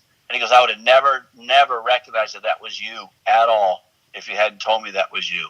And that to me, that was a surreal moment for me to be getting introduced. I'm standing on the stage with all those heavy hitters, Shea Wiggum's up there too, and all these people, and I was just looking at it going, hell man, I'm just happy I got invited. Exactly. That's an epic story. And I love how when you say, we had no idea you were that funny, you're like Robin Williams did. Yeah, exactly. Yeah. I'd have been like Robin Williams did, I know, but that's because the thing is funny. I started off doing funny stuff on the stage up there. But because of the way I look like a raving lunatic, redneck. That's what I get hired for. Like Joni and I will have season passes to Disneyland, but I would never go by myself because I can't be standing in the Peter Pan line by myself because frickin' security's gonna come over. They're like, excuse me, sir, what are you doing? Like, line. Oh my goodness, that's hilarious. Man, because like Joni will get like a breakdown, a character breakdown. Hers will say like lawyer, doctor, nurse. It'll be some professional thing like that, good looking, whatever. Mine will be like pedophile, serial killer look. Oh God. Kind of, But I embrace it, man. It's like, hey. Heck yeah, man. There's a niche for everybody, right? Yeah, man. I mean, there's a really cool thing I did that came out recently. It's Dead Wax. It was a web series. It's on Shudder.com right now. Okay. I'm like a guy that would be like Ted Kaczynski on steroids. I love your description. It's a supernatural thing, and that was some really good work. And I mean that I'm hoping that one was really interesting. That was like the polar opposite of playing Christian Bale. Playing Henry Kissinger. That was like a lunatic in the freaking woods, but it's a guy who was totally freaking broken. And so it was kind of cool because this whole year it was like the range of stuff I did was I was like a judge in I'm Dying Up Here, like a 70s era judge, and that I was playing that kind of that crazy actor in Young Sheldon, which is funnier than hell. Yep. And then the Kissinger thing, Yeah, man, that's quite the range. Yeah. Quite the resume right Epic there. year. Yeah. Oh, congrats on that. So what do you have coming up? What's in the future? There's one thing that hasn't been announced, but it's gonna be funnier than hell with Kevin Hart. Oh shit. Kevin Hart's people will do that announcing, but it should be early. It'll be next year. Okay. And you won't recognize me in that either, but it's funnier than hell what I'm doing. Well, we'll have to have you back on when that comes out. Yeah, I'll tell you on that one. But yeah, I mean, because man, to me, I always feel like, and I steal the line from Joni. Joni said one time, you're never too old to be what you want to be. Exactly. And it's been fun, man. And the other thing that's trippy is like there's people like, especially in both at LSU and in Nebraska, there's like people that would have grown up as a kid that will find me on the social media, and a lot of times too, they can kind of live vicariously a little bit through what Joni and I do because they'll go, shit, I would never do that. There's no way I would drop my real job and get on that freaking high wire. Right. But I can enjoy it through you because you're the one on the high wire and be able to, and share it that way. And to me, that's a lot of fun because right now what's happening, there's a generation of kids that are coming out, but I feel that's a calling that we have is to try to, help people too because it's a hard business to break in. It is a hard business to break in. You're right. It's a business of rejection. It is. And so I've always felt like, man, if we can help, these people come up and do what they're doing, we're going to do that. And, but I think that's also one of the reasons why we do work a lot too. Yeah, absolutely. Much respect for you for that, man, because it is a hard industry. And like you said, a lot of people just won't take that leap or are scared to take that leap. So it's good to know there are people like you and your wife who, for the people who do take the leap, are there for them and can help them if they need the help. Much respect for that, man. Absolutely. Well, listen, man, this has been a fantastic interview. You are a great guy to talk to. Yeah, seriously. I mean, your story is just amazing, and congratulations on the success, and we wish you nothing but more. And we couldn't be more happy that you joined us today. We are excited about the movie opening up on Christmas. We're definitely going to see it. And look, anytime, open invite. Anytime you want to come back to promote something or just shoot the shit with us, you come on. Yeah. You have an open invite, man. Yeah, okay, I appreciate it. All right, take care now, and tell the wife we said hello. I will do that. All right. All right, bye-bye. Talk about a guy that just is enjoying life. I mean, how many times did he say that? Just living the life. I'm enjoying life. Like, I'm living the dream. I love what I do. Yeah. I mean, that's what you want to hear, man. Exactly. And you know what? I really like him because he's 58. Yeah. And he says it's never too late, like his wife said, I mean, so you can decide you want to do this in your 40s. You can decide you want to do it and take the leap and look. Exactly. You can make it. Exactly. I mean, I love that he was fearless. Yeah. And this was a guy. My favorite thing about his whole story is he was a guy. He was successful. He's still a guy. No, let me finish. Successful in everything he had done prior. Yeah, so exactly. Normally when you're living a Why life and even you're take the successful and leap? you're making Yeah. a lot of money, traveling the world, and you're like, you know what? I don't like this. Yeah, I'm not just happy. gonna go after Let me something just. else. I mean, that just goes to show you can make all the money in the world and have a great job, but if you're not happy doing what you're doing, then what's the point? Exactly. You know, and I think we say that all the time. I mean, do what you love and love what you do. Inspiring interview, man. It's extremely inspiring. Yeah. Oh, man. All right, now it is time for the top 5 segment. This week, it is top 5 actors who have played Santa. Ho, ho, ho. That's right. This was a tough one. Sticking with the theme, last week was our favorite Christmas movie, so of course we had to go Santa. I mean, but this one was more hard than I thought. Yeah. Apparently, not a lot of people have played Santa unless it's been animated or something. Yeah. And so you had to throw in a couple animated. I mean, you I gotta do what you gotta live do. action, but man, it's tough. I don't think I got animated on only mine. come up with 2. Or you only come up with 2 in some instances. So, all right, I got Tavius because she's feeling under the weather today. She's not feeling too well, but she did send. So, and what does she always say? These are in no particular order, but I'm just going to start. Particular order. So she's got Steve Carell for when he played Santa on The Office. Okay. All right. That's funny. Bryan Cranston, Breaking Bad's Bryan Cranston.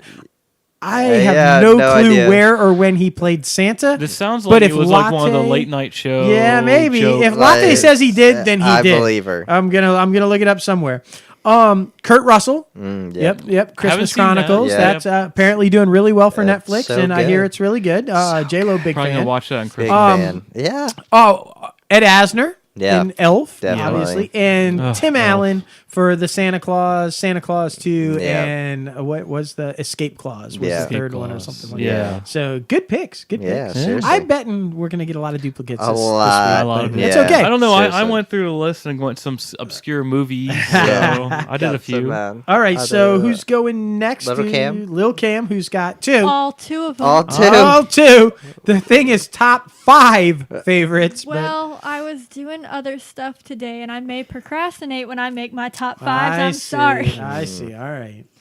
But yeah, there's duplicates because I'm looking at Logan's list, and he's got my 2. So look at that. I think everybody's got your 2. Yeah. But let's go with it anyway. That's fine. Tim Allen and Tom Hanks. I mean, Tim of Allen course. and Tom Hanks. And Tom Hanks, of course, Polar Express. Yes. You Well, he know, played mostly all the characters in Yeah, there. Yeah. exactly. And Tim Allen, I think we just discussed. Yeah. Yeah. I mean, he was a great Santa. He was. Tim Allen awesome. was a great Santa. Yeah. It's true. It's true. All right. All right. I got J-Lo. J-Lo's next. J-Lo's next. Yes, that's J-Lo. right. J-Lo's next. Yes.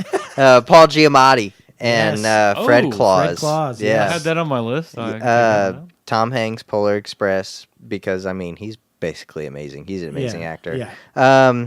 Ed Asner, the elf, previous guest on the show. Go back and listen to that episode of Inside the Crazy Ant Farm. That's available anywhere you get your podcast. Kurt Russell on the Christmas Chronicles, Netflix's new film. Yep. Yeah, I reviewed that on Fantastic Reviews. And I It's would say that so that beard good. would be real because he has a lot of white beard. Yeah, there. he does. And Tim Allen. Tim Allen is by Tim far Allen. my favorite Santa Claus. Yeah, just saying. Just saying. Strong words. Yeah. All right, I'm going next. We'll let Soundman pull it in. Here we go. I, too, had Paul Giamatti from Fred Claus. Yeah. Because it's Paul Giamatti. Paul Giamatti. yeah, Paul yeah. Giamatti is great in everything. And if you guys aren't familiar with Fred Claus, do yourself a favor, find it. It's really watch good. It. It's about Fred Claus is Santa's younger brother, Yeah. who's basically a washout, has been having a tough time at life because he's been living in the shadow and trying to live up to Santa. Yeah. I mean, it's a great movie. Do yourself a favor, go watch it. It's fantastic. John Goodman, a lot of people. The Year Without a Santa Claus. Yes, the animated classic was redone as a live action movie. I don't know if a lot of people saw it, but I did. And I mean, come on, it's John Goodman. What year did that come out? Just a couple of years ago, Okay. not too long ago. Okay. Don't, yeah. All right. Yeah, come on now. I'll get to my old guy one in a minute. Don't worry. But it was John before he lost all the weight. And he was a great Santa. I mean, come on. Ed Asner, obviously, like J-Lo said, former guest and just a brilliant guy. And come on, Santa and Elf was fantastic. Yeah, so good. I too, Tim Allen. Yeah. You Tim can't Allen. have this list without Tim Allen. No. Yeah, He seriously. probably is, for all intents and purposes, at least in the last 20 years or so, Santa Claus. Yeah. I mean, I agree with you. And some people don't know he got arrested for Snowblind. Yeah, Snowblind. He was yeah. snowblinding a little bit there. Yeah. Moving cocaine. My favorite Santa, moving cocaine. But okay, anyway. Way ahead. back. Yeah, way back. Not as Santa. Not as anytime Santa, no. Oh my God. Way before Home Improvement, all that. People are all over us now like, what? There you go, we go. And then because I am, and I said this last week, my favorite all-time Christmas movie of all time, the original Miracle on 34th Street with little Natalie Wood. Your favorite all-time of all time? All-time Christmas movie, Miracle on. So I can't have that as my all-time favorite Christmas movie without having Edmund Gwynn as my all-time favorite Santa. Would he be offended if I said I hadn't seen either one? My I guess God. I've seen the remake. I thought Don't, that was original. don't see the remake and don't see the colorized version of the original. Yeah, you got to see it in black and white. Yeah. Natalie Wood is the most adorable thing ever. Yeah. And I'm sorry, but Edmund, he is Santa Claus. Watch the movie. He's the real Santa. He's the real Santa Claus. Okay. All right, Chris. Just shot my list because I had Lord Richard Attenborough on my list. That's the remake. Damn. That's the remake of Miracle on 34th Street. So you shot him down. Well, I mean, he's no Edmund Munn, but he's pretty good. Yeah, he's okay. Pretty good Santa, though. I had Billy Bob Thornton. Bad Santa. Bad Santa. Best too. part about that whole movie, Lauren Graham. Yeah. I'm just saying. Yeah. Lauren Graham. 2 SNLs is Dan Aykroyd and Jim Belushi. Nice. Danny Aykroyd in Trading Places, and I think Jim Belushi in Jingle All the Way. Oh shit! Didn't even think of that. Yeah, sure enough. Yeah. Yeah. Yeah. That's pretty funny. Jingle All the Way. What? Such a crazy movie. Patton Oswalt. Patton Oswalt. And, of course, Tom Hanks. Yes. Tim Allen. Tim Allen. Yes. Yeah. They're just so good. This is why Toy Story is so good. It's true. I mean, I'm just saying. Yeah. I love even when it was in Home Improvement, he pulls up a Buzz Lightyear. Yeah. And it was just a kind of little funny moment there. Yeah, exactly. Little call for that. Little something. Little something. So yeah. What? Word of the day? What? Word of the day? Word of the day. Yeah, I'm supposed to do something, right? Yeah, Word of the day. Right. That thing there. Joyance. Joyance. Noun. Joyance. A noun. It's a noun. It's a noun. Person, place, or thing. That's right. You'll mess me all up now. My phone's all goofing up and I can't read it.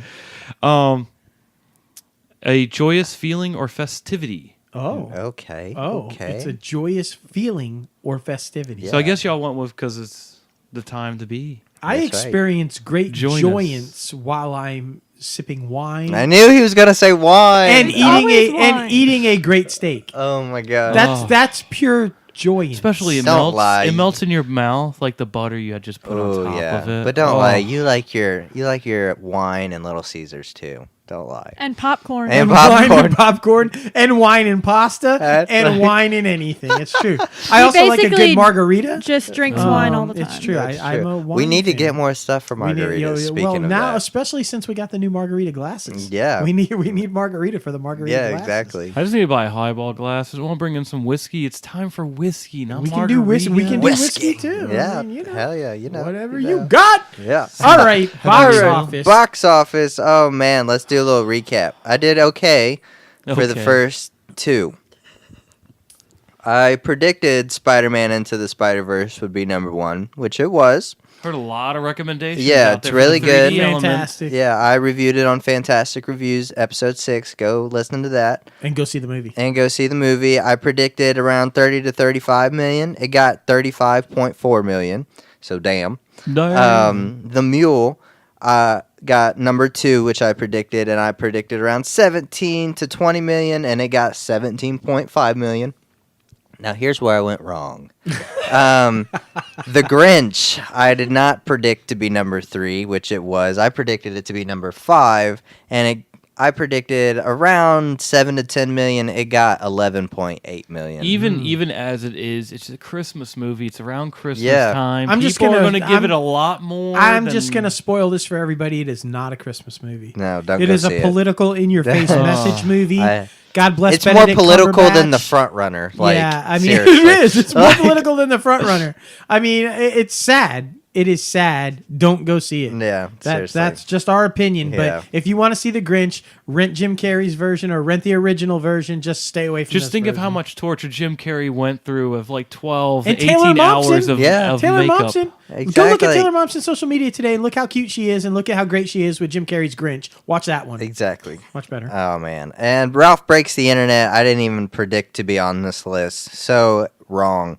It got 9.3 million, and Immortal Engines got 7.6 million, and I did not predict That's that probably either. Ralph. Is that everybody got a bad taste for the Grinch, so they took their kids to Ralph to Right, bring their like- spirits back. I heard that one was pretty good. Well, I want to see that one. I'm really, because this week, This good luck. week, yeah, there's so many big ones opening. this- Tent poles for days. Oh my Like gosh. Aquaman, Mary Poppins, Bumblebee, Welcome to Marwin, and Second Act.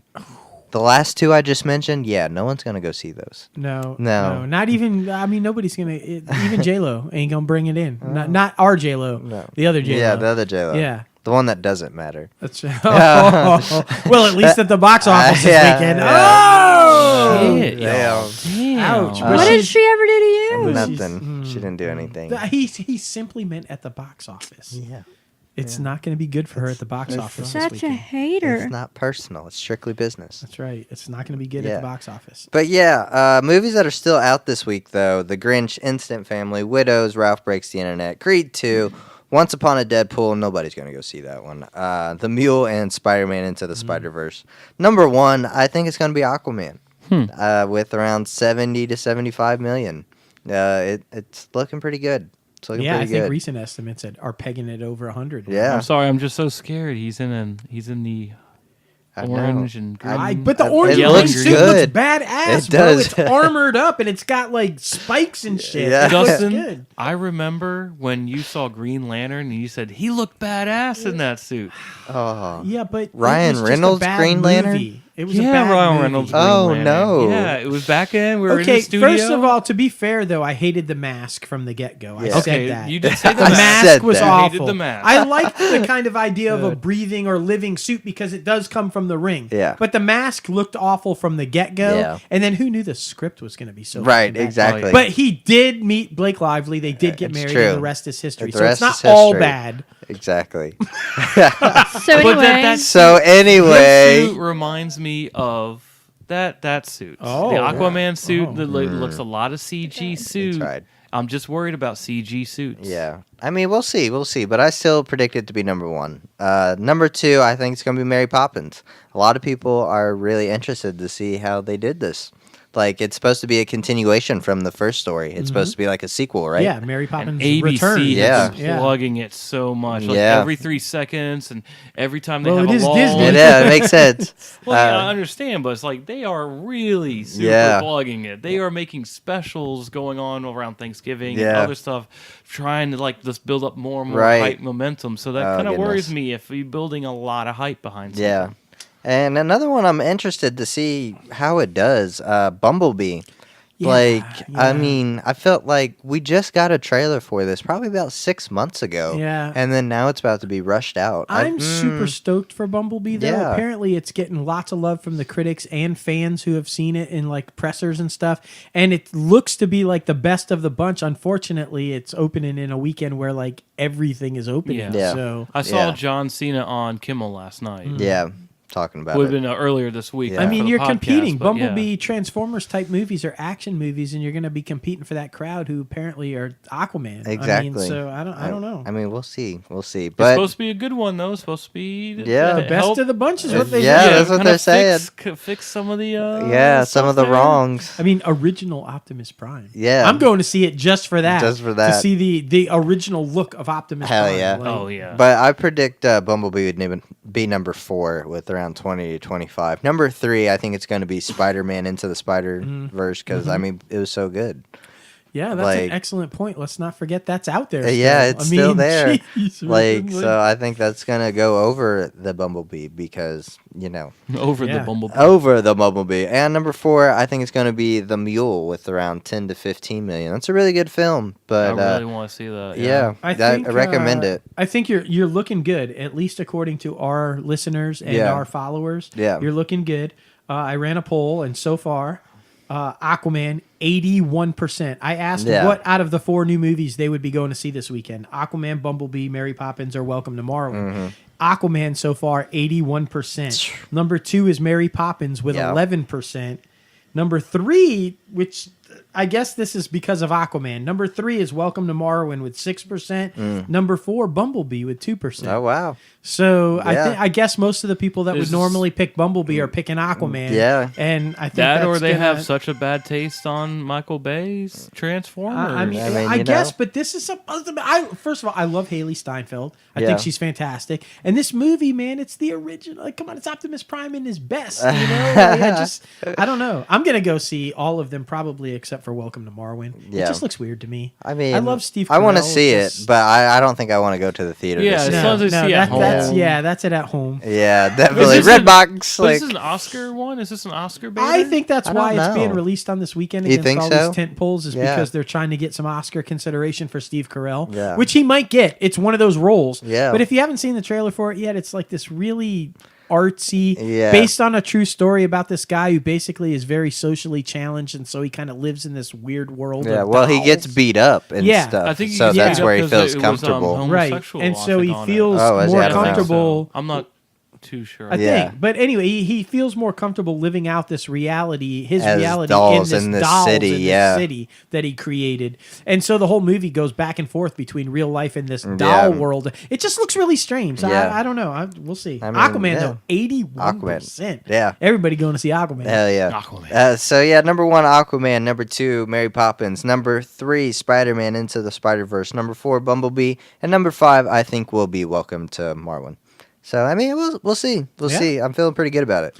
No, I think you're right, though. I think, one of those new movies isn't going to make the list because Spider-Verse is going to... it's going to stay up there. So good. So good. Seriously. The combination between computer animation and hand-drawn animation, it's amazing. It is. Definitely worth it. Definitely worth it. All right, now switching it over to music a little bit. The Billboard chart toppers. The Hot 100. Thank you next for the 5th straight week, Ariana Grande.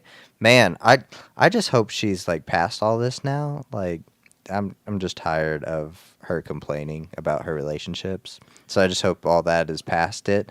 And I mean, Pete Davidson has been kind of making some shady stuff go on social media recently, and I'm ready for this whole situation to be over. Okay, first of all, I hope that Pete doesn't really have mental issues and that he's because that's a serious issue and a serious problem that a lot of people deal with every day, and it's nothing to be joked about. Yeah.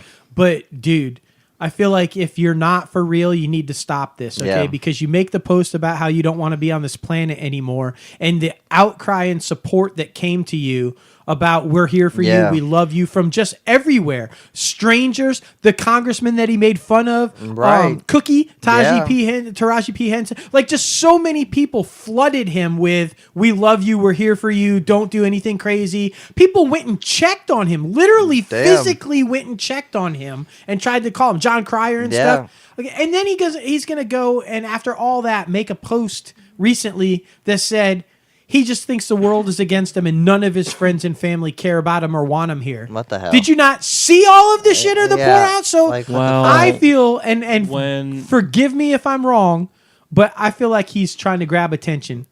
I think he's trying to grab attention. I mean, that could be part of it. Like, he could have a big mental issue. I hope not. When you're having paranoia and depression and maybe some agreed. That's why I said if I'm wrong and he really is battling through, I hope that he can see people are there for him. Yeah. But I feel like you got to stop with this. You got to get help, man. Yeah. If you're really in that situation, people have offered help. Exactly. They've reached out to you. Well, I mean, get help. It's obvious. I mean, time and time again, it's not good to be in that mental state and be in the limelight. Take a break from the limelight and get, I'm sure Lauren at SNL and everybody at SNL would understand. Yeah, absolutely. So I don't... I just feel like you're detracting because if you keep doing this, it's like crying wolf. Exactly. You keep making these posts and you keep and all these people pour out and they want to help you and and you don't get the help and you don't take the help, then you're going to make that cry one too many times and people aren't going to be there. And that's going to, I just don't wish that on anybody. Yeah. I hope that he gets the help that he needs if it is for real. And I want to see all this garbage stop, like you said, and just for Ariana and his sake, just move on, get some help. Otherwise, we're looking at Mac Miller again, and we don't need that. Exactly, we don't need that. Exactly. But Billboard Top 200 albums, XXX Tentacion's Skins, his new album that his team just released, and the profits and everything is going towards his label and his child that's on the way and his mother and everything. So it's cool that he's still having music released. But honorable mention, I wanted to say, A Star Is Born, that was in the top 10 last week, inched its way back up to the top 5. So I think that had a lot to do with the Golden Globe nomination. I think definitely. Like, it was number 9 last week, and now it's number 4. So that's a pretty significant jump. So that's pretty awesome. Yeah. So, yeah. I think it's the front runner. Yeah. I'm sorry. I think Shallows is going to kill it. It's going to take every best song award. It's going to be awesome. Opinion. Yeah. But anyway, guys, thank you for tuning along to this show, getting crazy with us. It's been freaking epic. Make sure to follow us on all social media handles: Facebook, Twitter, Instagram, Reddit, all the good places. Twitter, Crazy Ant Media; Instagram, Crazy Ant Media; Facebook, the Crazy Ant Media; and we have a website, crazyantmedia.com. Hashtag IT. I don't even know like how to say it. Like the hashtag. I don't. Yeah. Like ITCAF. Yes. Podcast. Hashtag that everywhere. Like and subscribe to this podcast anywhere you get your podcast, and give us some stars. Leave a comment, because we like that good stuff, because it's always fun. It's always fun. Yes. Positive. We love positivity, guys. That's Feel right. good. All about the positivity. Exactly. And $2.8 billion. And $2.8 billion. I mean, it's always about that. Yeah. Who has that? Oprah!